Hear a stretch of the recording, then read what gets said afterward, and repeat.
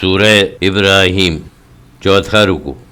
ایک طرف باطل معبود جھوٹے سردار اپنی مجبوری اور گمراہی کا اعتراف کریں گے، دوسری طرف شیطان بھی تمام الزامات سے دامن جھاڑ کر الگ کھڑا ہوگا اور کہے گا کہ میں تو محض ایک جذبے میں ڈالتا ابھارتا رہتا تھا، تم خود ہی جذبے میں آ گئے، اب تم جانو اور تمہارا کام، میں نہ تمہاری مدد کر سکتا ہوں نہ تم میری ہی کچھ مدد کر سکتے ہو۔ ہاں، کامیاب اس دن وہی لوگ ہوں گے جو حق پر ایمان لائے اور اسی کو اپنایا، اس کے لیے ان کے رب کی ملاقاتیں اور سلام ہیں۔ اس دن سب پر حق و باطل کا فرق کھل جائے گا۔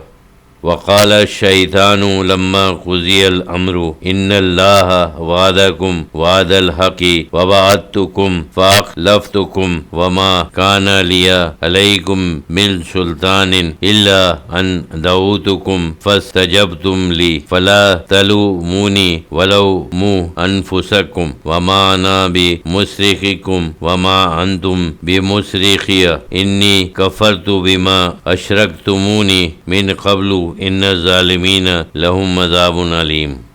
اور جب حساب کتاب کے بعد ہر کام کا فیصلہ ہو چکے گا، انسانوں کو ان کے اعمال کی سزا و جزا کا حکم مل جائے گا، اس وقت شیطان کہے گا کہ بے شک اللہ نے تم سے سچا ہی وعدہ کیا تھا، اس نے اپنا وعدہ پورا کیا اور میں نے بھی تم سے وعدہ کیا، وہ جھوٹا تھا، بس میں نے تم سے وعدہ خلافی کی اور میرا تم پر کچھ زور تو تھا نہیں، سوائے اس کے کہ میں نے تم کو گناہ کی طرف بلایا تو تم نے خوشی سے میرا کہنا مان لیا، کیونکہ یہ خود تمہارے نفس کا تقاضا تھا، تو اب مجھے ملامت نہ کرو بلکہ اپنے نفس پر ملامت کرو۔ آج مجھ پر الزام رکھنا اور مجھ سے کسی مدد کی امید کرنا بے سود ہے، نہ میں تمہاری فریاد کو پہنچ سکتا ہوں نہ تم میری فریاد کو پہنچ سکتے ہو۔ تم مجھ پر الزام رکھنا چاہتے ہو کہ میں نے تم کو شرک کی ترغیب دی، میں اس بات سے خود تم سے منکر و بیزار ہوں کہ تم نے اس سے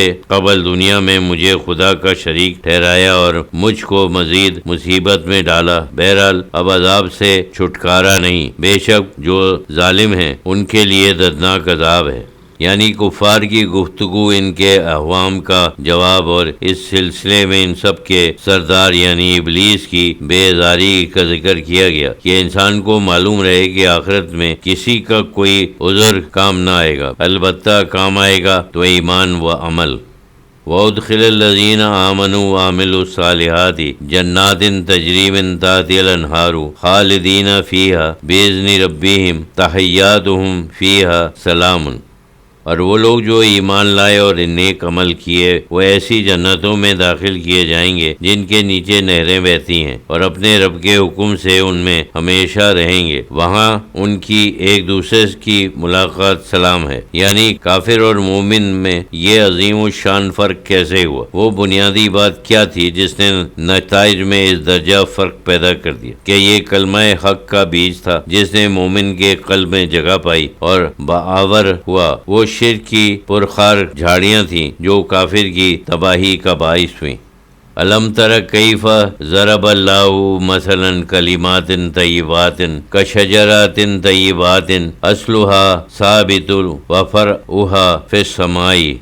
کیا آپ نے غور نہ کیا کہ اللہ تعالیٰ نے کلمہ طیبہ توحید و ایمان کی ایسی اچھی مثال بیان فرمائی؟ اس کی مثال یوں ہے جیسے ایک پاکیزہ درخت کہ اس کی جڑ مضبوطی سے قائم ہے اور ڈالیاں آسمانوں میں پھیلی ہوئی ہیں، یعنی سدا بہار سدا بارآور۔ توتی کلھا کل حین بإذن ربها ویضرب اللہ الامثال للناس لعلہم یتذکرون۔